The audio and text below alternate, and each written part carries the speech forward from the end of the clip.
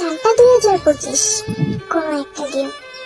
সকাল থেকে প্রচন্ড বৃষ্টি, বিকেলে মেঘের ফাঁকা দিয়ে হালকা মিষ্টি রোদ বের হয়েছে।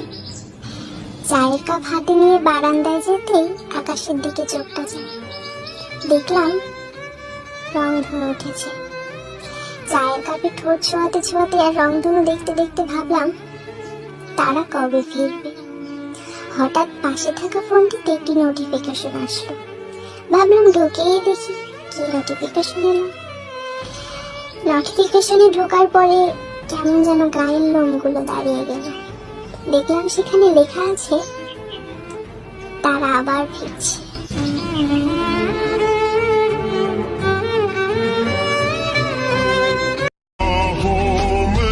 তোমার মধ্যে কি আছে আমি জানি না, তবে তোমার দেখলে আমার হাত